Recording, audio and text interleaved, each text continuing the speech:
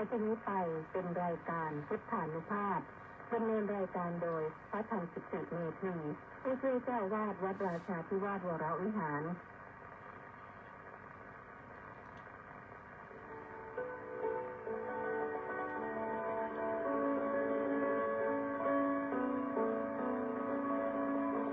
ได้เวลามาฟังพุทธานุภาพเพื่อรับทราบพุทธธรรมคำสั่งสอนเสริมมงคลให้ชีวิตก่อนหลับนอนรอพักผ่อนสุขสบายกายใจเทิน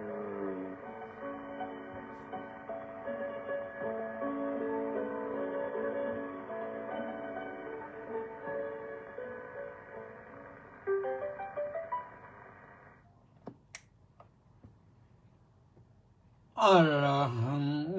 สัมมาสัมพุทโธภะคะวา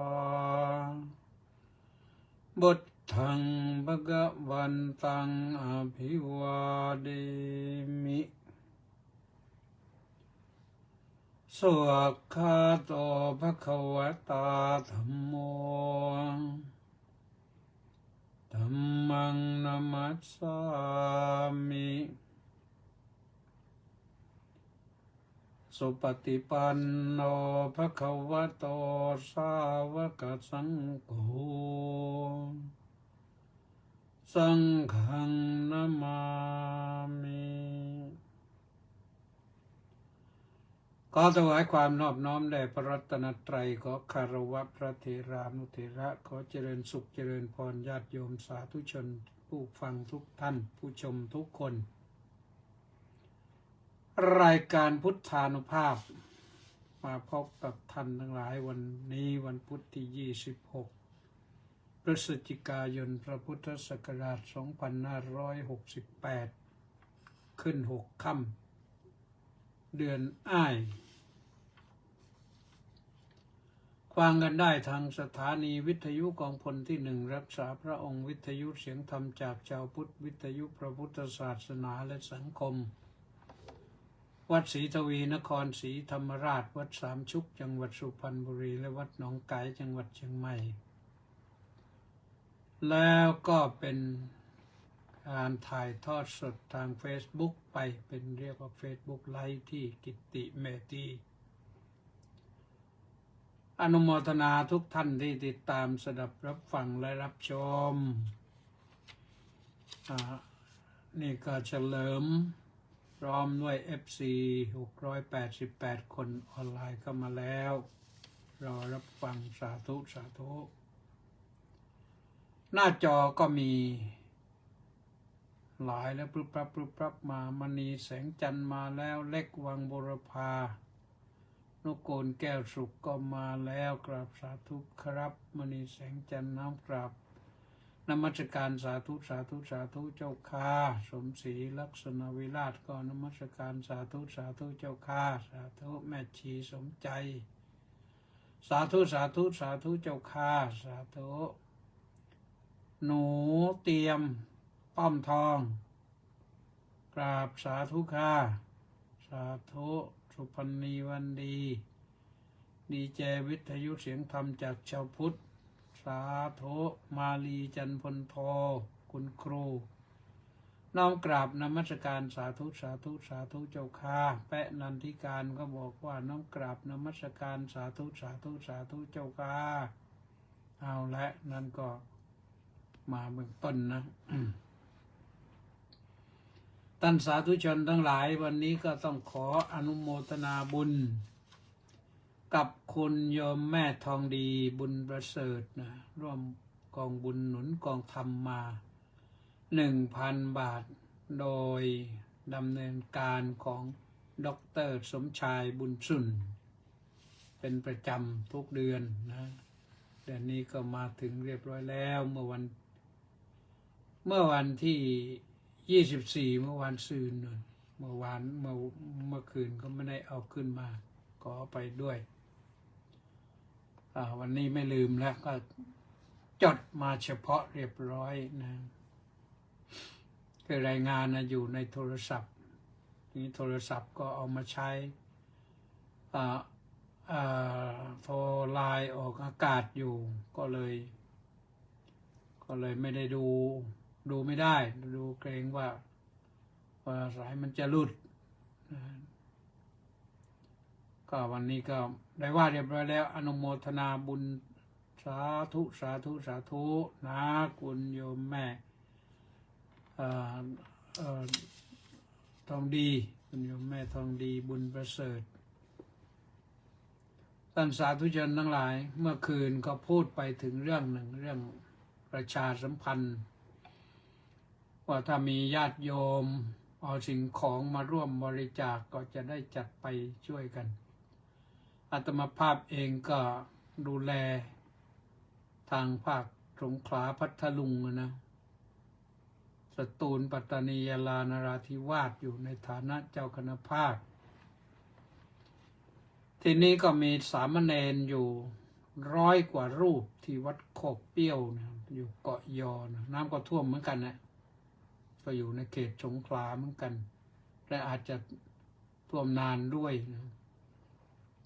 แล้วก็วัดเจรณารามวัดเจรณารามก็มีสามเณรอยู่ประมาณสัก20 รูปก็เป็นนักเรียนเหมือนกันท่านเจ้าคุณศรีธรรมประสาทเจ้าคณะจังหวัดดำเนินการอยู่ทีนี้ก็อยากจะถ้าเป็นไปได้ญาติโยมมีสัพพะกำลังอะไรก็แจ้งมาได้หรือนำมาส่งเลยโยมนำมาส่งเลยที่วัดราชาธิวาสวิหารคณะใต้นะก่อนจะมาก็โทรศัพท์มาที่081-505-4569โยมจดนะ081-505-4569อันนี้ก็จะติดต่อได้เพราะว่าไอ้เบอร์หมายเลขที่อีกหมายเลขหนึ่งก็ใช้ออกอากาศส่วนมากนะใช้หมายเลขใหม่นะหมายเลขใหม่เลย081-505-4569อันนี้ยินดีรับบริจาคเมื่อตะกี้นี่ก็โทรมาสายหนึ่งแล้วก่อนเข้ารายการนี่ก็อนุโมทนาสาธุทราบข่าวว่าเป็น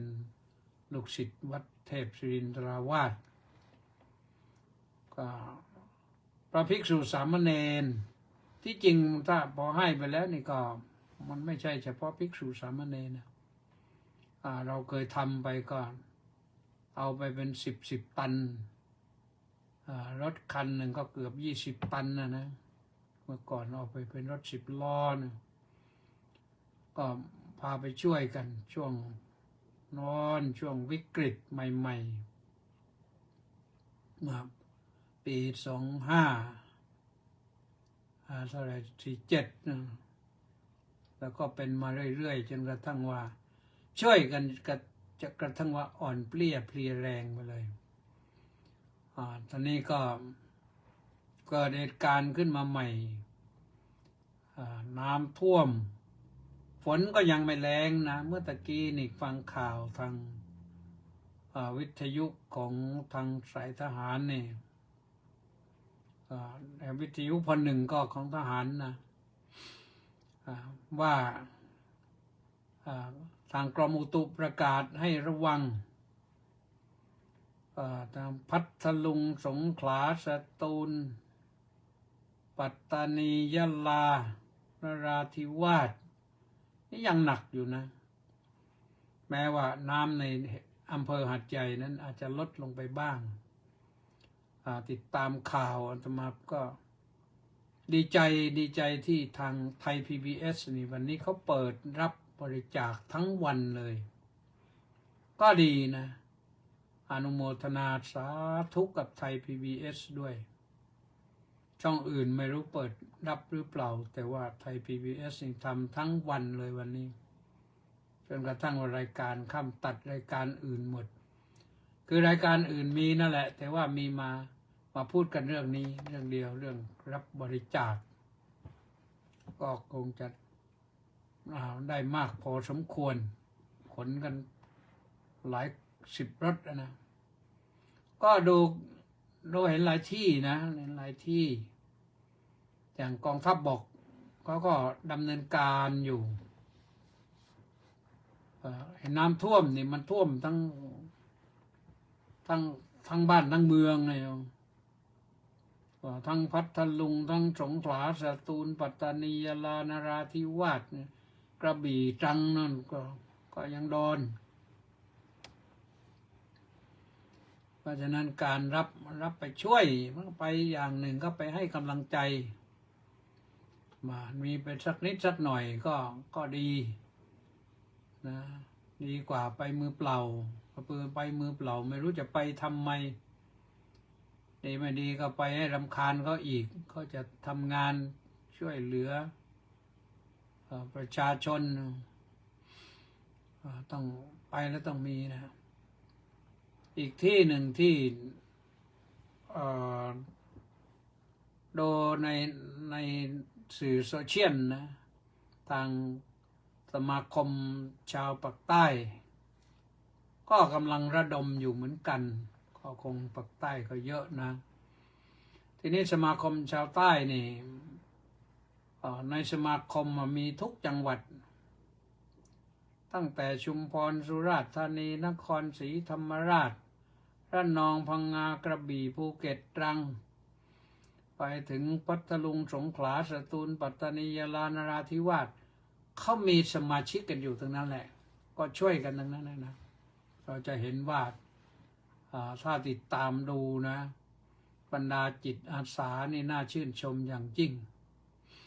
ไม่รู้มันเกิดอะไรขึ้นมาจิตอาสาเข้าไปช่วยไม่ได้หรืออย่างไงโมโหโกรธาไม่รู้ใครคนหนึ่งนะปรากฏว่าพอเลี้ยวสกูตเตอร์กลับปรากฏว่าโดนยิงตามหลังเลยดีว่าไม่ถูกนะก็คงจะหงุดหงิดใจเต็มทีแต่ว่าไม่น่าจะพกปืนมายืนรออยู่ที่ประตูนะอันนี้ก็ทำให้คนอื่นพลอยเสียหายไปด้วยนะคนโมโหร้ายนะคนโมโหร้ายก็ร้ายจริงๆนะตะโกนด่าไปบ้างอะไรบ้างเนี่ยเขาไปก็พยายามจะช่วยเต็มที่และบางครั้งบางทีมันเข้าไม่ได้อย่างเนี้ยอย่างทางแคบเรือท้องแบนเรือใหญ่เข้าไม่ได้เนี่ยตรอกแคบนี่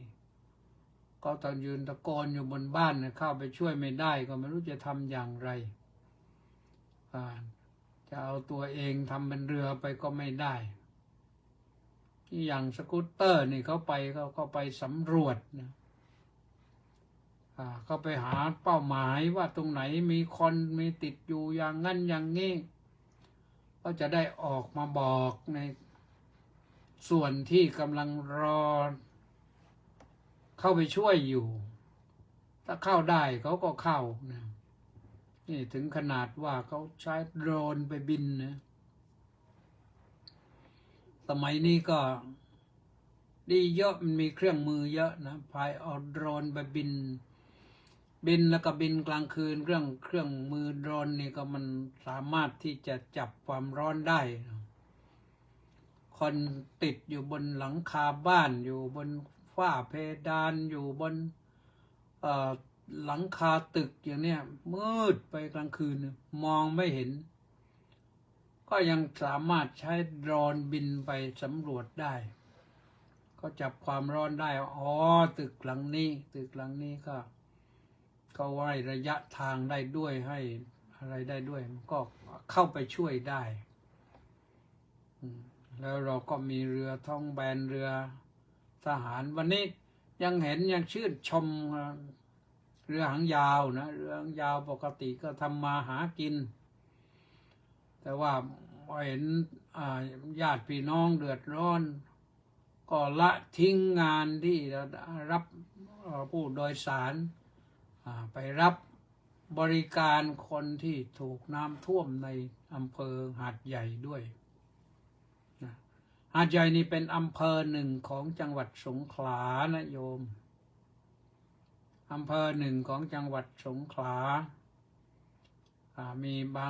บางรายงานก็บอกว่าจังหวัดหาดใหญ่นะมันก็ไม่ถูกแต่ว่าก็ไม่โทษกันนะมันงานเร่งด่วนไม่ทันจะหาข้อมูลก็ปรากฏว่ารีบพูดไปก่อนกลัวเพื่อนจะพูดซะก่อนหรือยังไงก็ไม่รู้นะอำเภอหาดใหญ่จังหวัดสงขลานี่ก็ติดตามดูอยู่นี่ท่านพระครูวิจิตรศรีลาจารย์เจ้าคณะจังหวัดสงขลาลูกน้องของอาตมาแหละนะภายใต้บังคับบัญชาในฐานะเจ้าคณะภาคนี่วัดท่านก็จอมดิ่งก็สามเณรไม่มากเท่าไหร่ละแต่ว่านักเรียนเยอะนะนี่สอบทำศึกษาก็ต้องยุตินะแต่ว่าไม่รู้จะเปิดสอบได้เมื่อไหร่ในภาค17 18 17บางจังหวัดแล้วก็18นี่ทั้งภาคเลยสงขลาสตูลปัตตานียะลานราธิวาสเนี่ยพัทลุงก็6จังหวัดก็ต้องแม่กองทัพสนามหลวงประกาศเลื่อนไปแล้วเลื่อนอย่างไม่มีกำหนดยังไม่รู้ว่าสถานการณ์จะคลี่คลายได้เมื่อไหร่แต่ว่าถ้าเปิดสอบไปมันก็ถึงน้ำแห้งก็สอบไม่ได้หรอกเพราะว่านักเรียนที่จะมาสอบก็เดินทางไม่ได้อาคารสถานที่โรงเรียนก็เละตุ่มเป๊ะไม่รู้จะกี่วันจะเคลียร์เสร็จดีไม่ดีทั้งโคลนทั้งตมก็ไปอยู่ในห้องเรียนเต็มไปหมดจะไปจัดกันอย่างไรมันไม่ได้แน่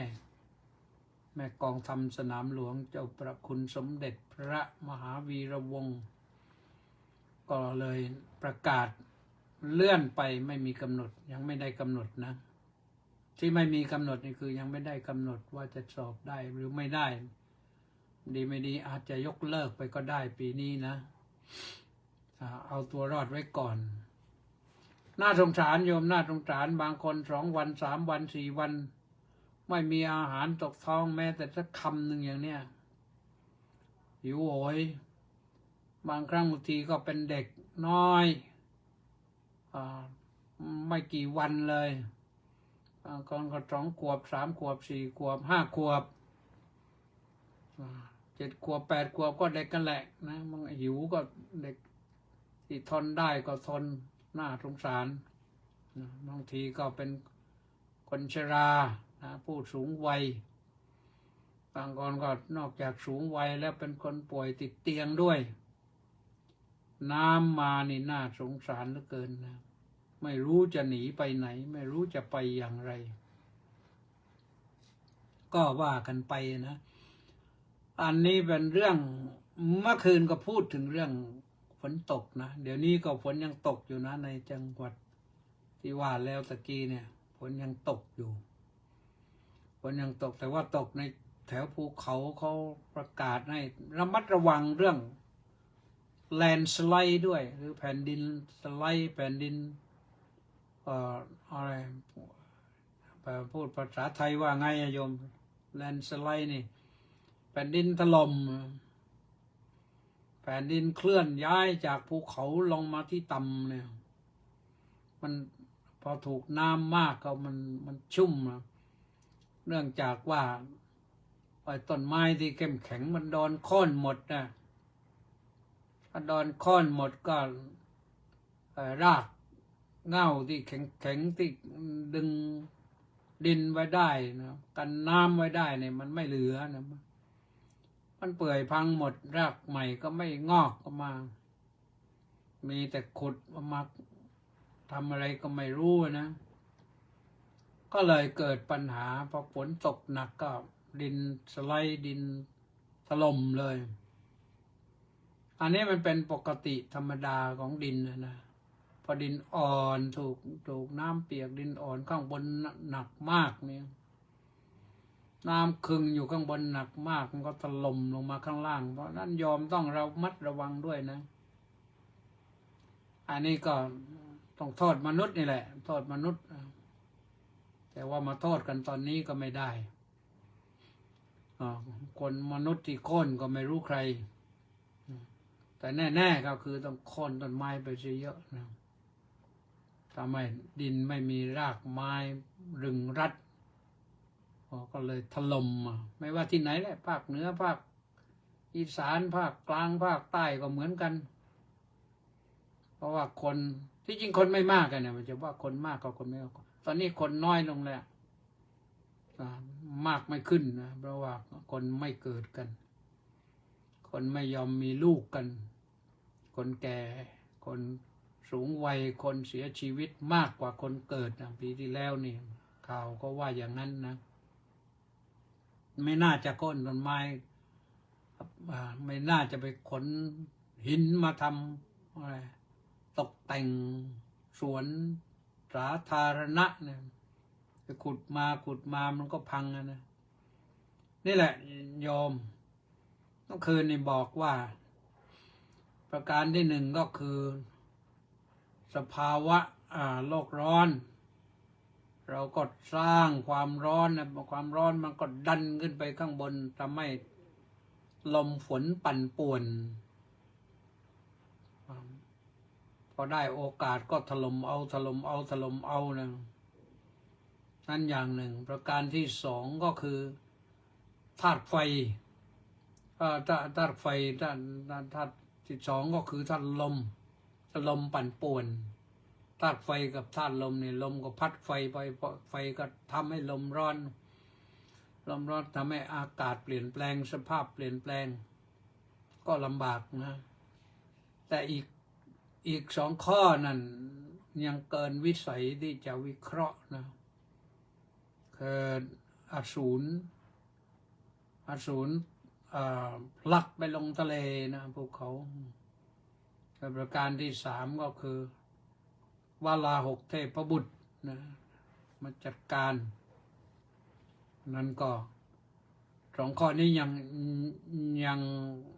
มองไม่ออกนะ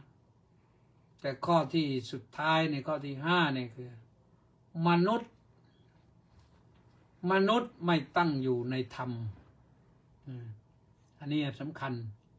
พอมนุษย์ไม่ตั้งอยู่ในธรรมเนี่ยก็ฆ่ากันก็ฆ่ากันลักทรัพย์ก็ลักกันลักทรัพย์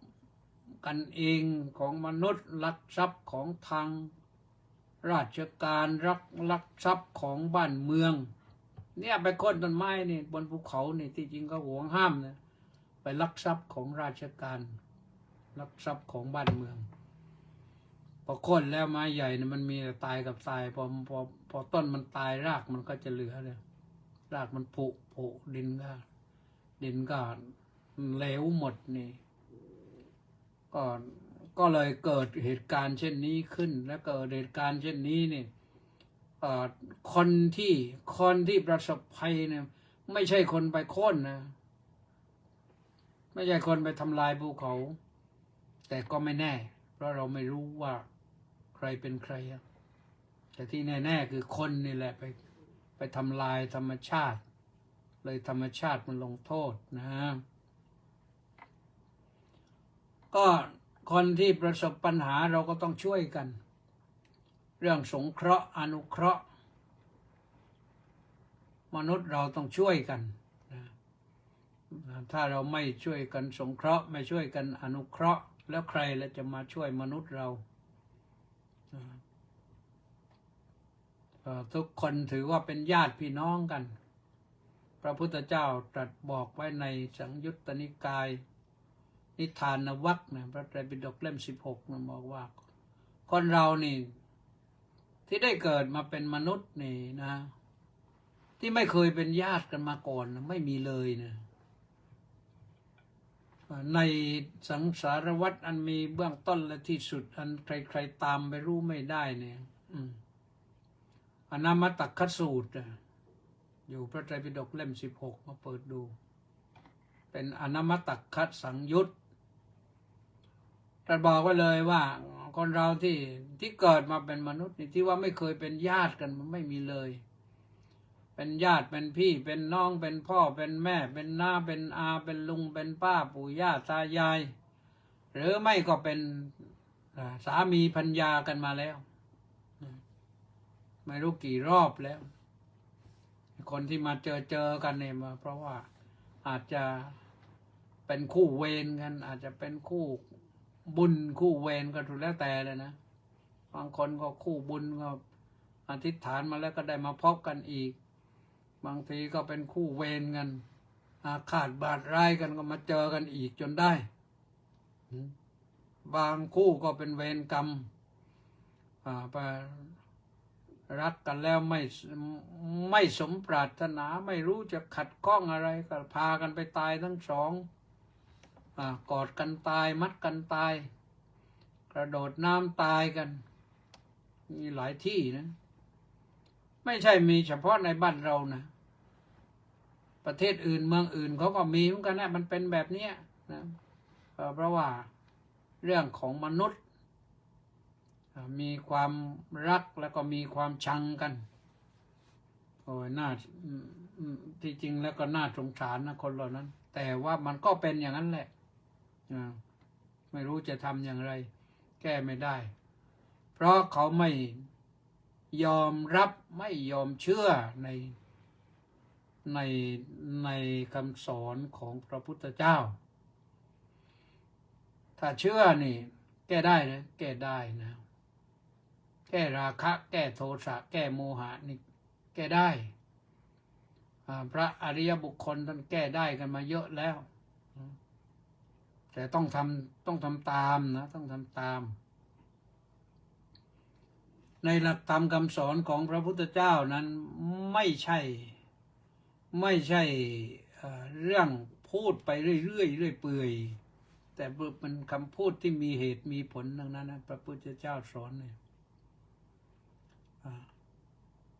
ในอย่างวันนี้ก็มาว่ากันถึงเรื่องเจโตขีลสูตรนะก่อนจะเข้าไปเจโตขีลสูตรก็โยมก็จะเปิดโอกาสให้คนอื่นได้รับฟังบ้างก็แชร์กันไปบ้างก็ได้นะแชร์ไปก็กดแชร์กดชอบกดไลค์กดติดตามไปก็ได้เพื่อจะได้ฟังต่อไปแบ่งให้ใครบ้างก็ดีนะเจโตขีลสูตรนี่ว่าด้วยเรื่องอะไรล่ะว่าด้วยเรื่องตะปูยอมรู้จักตะปูไหมตะปูตรึงใจ5 อย่างเรียกว่า5 ประการก็ได้5 อย่างก็ได้นะเรารู้จักตะปูไหมอันนี้เป็นอุปมานะตะปูก็คือเหล็กที่เขาทำให้เป็นแหลมสำหรับตอกไม้ให้มันติดกันสร้างบ้านสร้างเรือนสร้างขนำสร้างเรือสร้างรถเมื่อก่อนสร้างรถก็ทำนะไอ้รถ2 แถวเมื่อก่อนรู้สึกว่าภูเก็ตจะเลิกใช้เป็นจังหวัดสุดท้ายมึงรถ2 แถวโครงไม้นี่ก็ทำอย่างสวยอย่างดีนะแม้แต่รถ10 ล้อนี่เมื่อก่อนก็ยังทำโครงอย่างดีโครงไม้แต่เดี๋ยวนี้ก็ไม่ทำแล้วใช้เหล็กหมดแล้วโครงไม้ก็ต้องใช้ตะปูก็มีบางหลังบางนั่นที่เขาที่เขานี่พระครูชัยวัฒนวรคุณเข้ามาด้วยติดตามอยู่นะอนุโมทนาสาธุนะเรื่องตะปูนะก็สำหรับตอกไม้ให้มันติดกันให้มันแน่นตอกตั้งแต่คานตั้งแต่กระดานปูพื้นตอกคานตอกตรงตอกเสาตอกคอ2 ตอกแปรตอกอะไรจันทันตอกอะไร ทั้งหลายทั้งปวงนั่นแหละรวมทั้งระแนงนะที่เขาต่อก็ติดกันเพื่อตอกระแนงเพื่อจะได้มุงกระเบื้องได้แต่ถ้ากระเบื้องใหญ่นี้เดี๋ยวนี้เขาใช้เป็นแปรเขาเรียกว่าแปรตัวยาวๆแล้วเอากระเบื้องไปวางทับลงก็ต้องตอกตะปูอีกนั่นแหละแต่เป็นตะปูเกลียวนั่นก็เรียกว่าตะปูที่ใช้งานไม่ใช่เขาเพิ่งใช้กันนะเขาใช้กันมานานแล้วพระพุทธเจ้าสอนบอกว่ากิเลสที่เหมือนตะปูตรึงใจเนี่ยตะปูแท้เนี่ยมันตอกไม้ให้มันติดกันให้มันมั่นคงแน่นหนาในครั้งโบราณเนี่ยบางครั้งบางทีคนฝีมือก็ทำดีๆนะเขาไม่ต้องใช้ตะปูเลยก็ได้แต่เขาเจาะรูแล้วก็ใช้สลักตอกแน่นไปมันเป็นไม้เป็นเนื้อเดียวกันนะอย่างศาลาการประเรียนวัดราชาธิวาสวิหารเนี่ยก็ใช้แบบนั้นนะทำตอกลิ่มสลักแล้วก็พอนั่นแล้วก็เสมอเหมือนกันหมดเลยไม่เห็นหัวตะปูเพราะว่าเขาไม่ได้ตอกตะปูฟ้าผนังประกลก็เหมือนกันก็ไม่ได้ตอกตะปูนะทีนี้ตะปูตรึงใจที่ว่าเนี่ยพระพุทธเจ้าตรัสไปเนี่ยอะไรคือตะปูเกิดจากหนึ่ง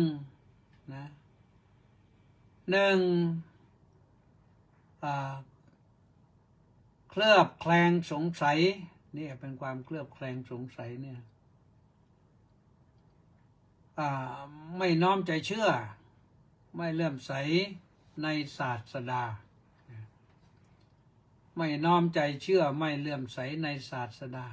ถ้าไม่เลื่อมใสในพระศาสดาแล้วคำสอนศาสนามันก็จบแล้วนะตอกไม่ติดเหตุที่อย่างนี้เพราะเขามีตะปูตรึงใจคือความไม่เลื่อมใสนั่นแหละเป็นตะปูตรึงใจเขาจึงไม่เลื่อมใสในศาสดาก็เลื่อมใสในอะไรก็ไม่รู้แหละนะเขาอาจจะมีศาสดาอื่นมีศาสนาอื่นมีสิ่งอื่นที่เขาเคารพนับถือก็ว่าไปนะบางคนน่ะแม่ก็ไม่เอาแล้วพ่อก็ไม่เอาแล้วเดี๋ยวนี้เพราะไม่เลื่อมใสนี่แหละขาดความเลื่อมใสศรัทธาในศาสดานะก็ใครก็ตามที่เคลือบแคลงสงสัยไม่น้อมใจเชื่อไม่เลื่อมใสในศาสดาจิตของเขานั้นย่อมไม่น้อมไปเพื่อจะความเพียรพยายามที่จะปฏิบัติ เพื่อความทำอะไรให้มันต่อเนื่องนะเพื่อให้เกิดมรรคเกิดผลเนี่ยถ้าทำก็ถ้าเกิดความเพียรพยายามทำก็ทำสักทีหนึ่งแล้วก็เลิกเนี่ยก็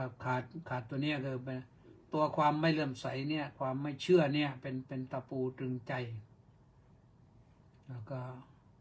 ไม่เลื่อมที่สำคัญก็คือไม่เลื่อมใสในศาสดา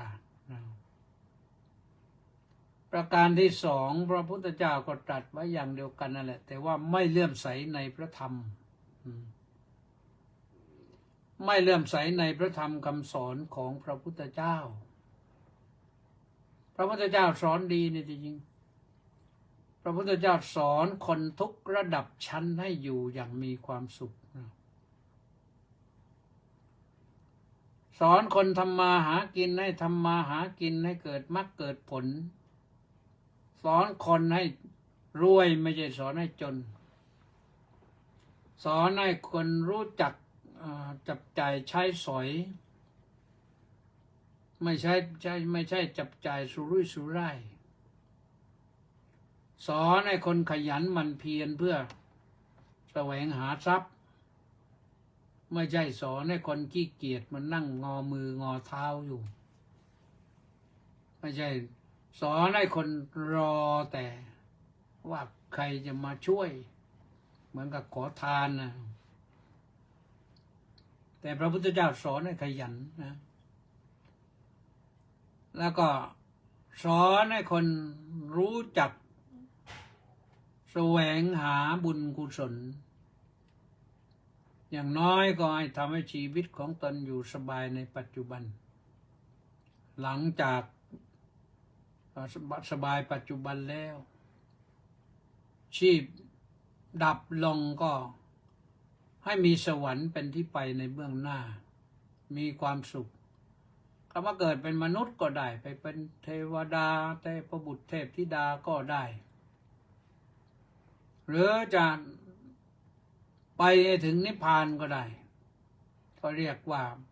พระพุทธเจ้าเนี่ยสอนประโยชน์3ระดับทิฏฐธรรมมิกัตถประโยชน์คือประโยชน์ในชีวิตปัจจุบันเอาให้ได้ก็เรามีมือมีเท้าเหมือนกันนะมีวันเวลาเท่ากันแต่ทำไมรวยไม่เท่ากันนะเพราะขยันไม่เท่ากันฉลาดไม่เท่ากันระดับที่2คือสัมปรายิกัตถประโยชน์อย่างที่ว่าเนี่ยประโยชน์ในภายภาคหน้าตั้งแต่วันพรุ่งนี้ไปถึงโน่นพบหน้าชาติหน้านะอย่าให้ตกระกรรมลำบากและประการที่3ก็คือปรมัตถประโยชน์ปรมัตถ์นั่นแปลว่าชั้นปรมะนะมันชั้นสูงสุดนะประโยชน์ขั้นสูงสุดก็คือไปให้ถึงความดับสิ้นกิเลสอาสวะดับสิ้นกิเลสตัณหาทั้งปวงดับความโลภความโกรธความหลงให้หมดสิ้นดับราคะโทสะโมหะให้หมดสิ้นนั้นไม่ต้องไปหาสุขที่ไหนแล้วสุขในชาตินี้จบใครเบื่อโลกก็ให้ไปทางนี้นะต้องเข้าไปหาธรรมะสร้างความเลื่อมใสในธรรมให้มันเกิดขึ้นอย่าให้ความไม่เลื่อมใสในธรรมเนี่ยมาเป็นตะปูตรึงใจไม่ให้เข้าไปสู่ธรรมะได้นะทีนี้มาถึงประการที่3ก็ไม่เชื่อไม่เลื่อมใสในพระสงฆ์พระรัตนตรัยนี่แหละมีแต่ความเคลือบแคลงสงสัยไม่เชื่อว่าพระพุทธเจ้าพระสงฆ์นี่จะสามารถกำจัดกิเลสให้หมดสิ้นได้เหมือนพระพุทธเจ้าเป็นพระอรหันต์ได้เหมือนพระพุทธเจ้าเนี่ยใครทำตัวอยู่อย่างนั้นจิตของเขานั้น ห่างไกลนะไม่เข้าใกล้นะเพราะพระพุทธพระธรรมพระสงฆ์นี่บุตโธธัมโมสังโฆจาตินานาโหนตัมปิวัตถุโตอัญญมัญญาวิโยคาวะเอกีภูตัมปนัตตโตพระพุทธพระธรรมพระสงฆ์ว่าโดยชื่อแล้วก็ต่างกันแต่เอกีภูตัมปนัตตโตแต่โดยเนื้อความและเป็นอย่างเดียวกันแยกกันไม่ออกพระพุทธเจ้าก็เป็นพระอรหันต์แต่ว่าพระอรหันตสัมมาสัมพุทธเจ้าและอยู่กับพระธรรมเป็นพระพุทธเจ้าได้เพราะพระธรรมพระสงฆ์ก็เป็นสาวกของพระพุทธเจ้าและเป็นพระสงฆ์ได้ก็เพราะพระธรรมเหมือนกันเพราะฉะนั้นพระสงฆ์ท่านได้รับผลจากการปฏิบัติแล้วท่านนำศาสนาสืบกันมาเห็นว่ามันเป็นประโยชน์ 2,600 ปีแล้วท่านเห็นประโยชน์เหมือนกันมาจงนำสืบมาไม่ใช่เอาไปไหนหรอก1เอามาเพื่อปฏิบัติเอง2เอามาเพื่อคนผู้เกิดในภายหลังว่ากันต่อไปนะเพราะฉะนั้นพระสงฆ์ท่านสืบทอดศาสนามาเนี่ยเพื่อท่านเองและก็เพื่อประชาชนชาวโลกนะประการที่4คืออะไรไม่น้อมใจเชื่อไม่เลื่อมใสใน สิกขาสิกขานี่คือสิกขาสามนะไม่ใช่ลาสิกขาสิกขาสามคืออะไรอธิศีลสิกขาอธิจิตตสิกขาอธิปัญญาสิกขาคือการคำว่าสิกขาตัวนี้หมายถึงการฝึกหัดปฏิบัติพอใส่อธิเข้ามาข้างหน้านี่ปฏิบัติอย่างเข้มข้นฝึกหัดอย่างเข้มข้นก็พิเศษกว่าคนอื่นนะมันฝึกพิเศษกว่าคนอื่นก็อย่างพระนะอธิศีลสิกขาก็คือรักษาศีลอย่างบริสุทธิ์ผุดผ่องแม้แต่ท่านมีศีลอย่างเดียวนี่ก็น่ากราบน่าไหว้แล้วนะพออธิจิตตสิกขาก็คือท่านฝึกฝนอบรมจิตให้จิตสงบไม่โวกวากโวยวายไม่ทำเหมือนกับคนอื่นเขาที่มันควบคุมอารมณ์ไม่อยู่อะไรต่างเนี่ยจิตใจท่านนิ่งหนักแน่นเป็นสมาธินะแต่ว่ากันเต็มที่แล้วว่านั่งได้สมาธิจะได้อุปจารสมาธิอัปปนาสมาธินะว่าอีกภาษาหนึ่งว่าฝึกสมาธิจนได้ฌานที่หนึ่งที่สองที่สามที่สี่อาจจะต่อไปถึงรูปฌานไปอีกแต่พูดไปมากก็โยมก็มึนงงอีกคือถ้าไปถึงจตุตฌานนั้นจิตว่างอย่างเดียวว่างเป็นหนึ่งอยู่อย่างเดียวไม่มีเรื่องความสุขความทุกข์ไม่มีวิตกความคิดไม่มีวิจารณ์ความตรองพิจารณาอะไรไม่มีปีติไม่มีความสุขไม่สุขแล้วตอนนั้นว่างนะมีอุเบกขากับเอกคตาเอกคตานั่นแปลว่าจิตถึงความเป็นหนึ่งเป็นหนึ่งเดียวเห็นโลกว่างเปล่านั่นแหละถ้าถึงอย่างนั้นแล้วอันนี้ไม่ใช่หมดกิเลสนะโยมนะเพียงแต่ว่าจิตกิเลสมันระงับกิเลสระงับได้ชั่วคราวแต่ถ้าพระอริยบุคคลท่านเป็นอริยบุคคลแล้วท่านได้สมาธิอย่างนี้สมาธิของท่านก็เรียกว่าเป็นอริยสมาธิคือสมาธิของพระอริยเจ้าแต่คนธรรมดาไม่มีอะไรก็ได้ฤาษีชีไพรก็ได้สมาธิได้ฌานอย่างนี้ได้ชาวบ้านทั่วไปก็ได้ถ้านั่งสมาธิอย่างจริงจังเนี่ยได้ทั้งนั้นแหละแต่ต้องจิตสงบนะประการสุดท้ายก็คืออธิปัญญาสิกขา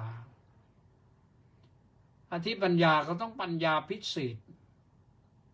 ไอ้พิเศษที่เขาว่าเนี่ยมันไม่ใช่พิเศษอย่างพระพุทธศาสนานะฝึกปัญญาอย่างเข้มข้นนี่ปัญญานี้ปัญญาพิจารณาให้เห็นสภาพความเป็นจริงของสิ่งทั้งหลายทั้งปวงเรียกว่าสังขารทั้งปวงคำว่าสังขารก็หมายถึงสิ่งที่เกิดมีขึ้นเพราะมีเหตุปัจจัยปรุงแต่งอันนี้ฝนตกก็เป็นสังขารนะเพราะเหตุปัจจัยปรุงแต่งน้ำท่วมก็เป็นสังขารภูเขาก็เป็นสังขารต้นไม้ก็เป็นสังขารก้อนหินก็เป็นสังขารร่างกายของเราก็เป็นสังขารเพราะมีเหตุให้เกิดมีร่างกายขึ้นมาอย่างอื่นก็มีเหตุให้เกิดขึ้นนะไปสังขารเนี่ยมันมีขึ้นมาแล้วเนี่ยมันแปรปรวนมันไม่อยู่นิ่งเลยสักเสี้ยววินาทีเดียวเนี่ย เราอาจจะมองเห็นหรือมองไม่เห็นที่จริงแล้วมันเป็นของว่างของเปล่าแล้วแต่เปล่าได้ยังไงมันเป็นชิ้นเป็นก้อนอยู่นี่เป็นแท่งร่างกายของเราอยู่ก็เป็นโดยสมมุตินะเป็นสมมุติสัจจะแต่สุดท้ายแล้วมันก็ไม่มีอะไรเป็นของว่างเปล่าน้อยนะพอเราลาลับดับจากโลกนี้ไปแล้วนะแม้ใครไม่เอาศพไปทิ้งไหนตั้งไว้นั้นมันก็เปื่อยก็เน่าก็สลายหมดสิ้นเป็นจุลวิจุลเขาพาไปทิ้งในป่าหรือเขาไปฝังเพื่อไม่ให้มันปฏิกูลมันก็หมดนั่นแหละเปื่อยหมดเหมือนกันนะเพราะฉะนั้นพระพุทธเจ้าบอกว่าสิ่งเหล่านี้มันไม่เที่ยงเป็นทุกข์เป็นอนัตตาเห็นอนิจจังทุกขังอนัตตาตัวนี้สำคัญอธิปัญญาสิกขานี่ต้องไปให้ถึงนี้นะแล้วก็อีกข้อหนึ่งอีกข้อประการสุดท้ายก็คือ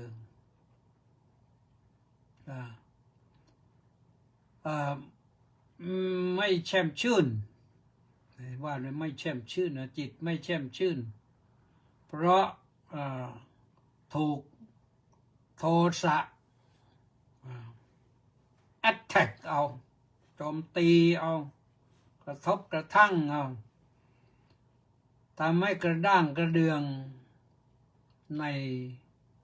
ในบุคคลที่เขาปฏิบัติธรรมด้วยนะเพื่อนที่ประพฤติพรหมจรรย์นะไปกระเดืองกับพวกนั้นนะคนที่มีกระเดืองกระดางอย่างนั้นจิตของเขาก็ไม่น้อมไปเพื่อจะเปลี่ยนพยายามปฏิบัติธรรมไม่น้อมไปเพื่อจะฝึกฝนปฏิบัติธรรมเนืองๆให้มันติดต่อเรียกว่าความเพียรหลุดลุ่ยเลยไม่ติดเหลืออยู่เลยนะจึงพระพุทธเจ้าบอกว่านี่มันอุปมาเหมือนตะปูตรึงใจ5อย่างนี้นะตะปู5ตัวมันตรึงใจไม่ให้เราพ้นออกไปติดอยู่ตรงนี้แล้วจะทำยังไงเราก็ต้องแก้ก็คือต้อง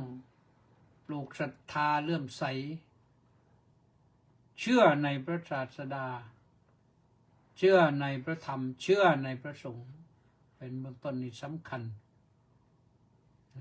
พอเชื่อในอย่างนี้ก็ทำให้เกิดความรักเพื่อนที่เขาประพฤติปฏิบัติธรรมแล้วก็ทำให้โทสะอะไรต่างๆนี่มันไม่ระเบิดเถิดเทิงออกมาทำให้จิตเราสงบได้จิตสงบเราก็พบความสุขได้นะเพราะฉะนั้นท่านสาธุชนทั้งหลายตะปูตรึงใจอย่าให้ตะปูมันมาตรึงใจเราให้ตะปูมันตรึงใจคนอื่นเถอะอย่าให้มันตรึงใจเราถอดตะปูโยมก็ถอดตะปูออกนะ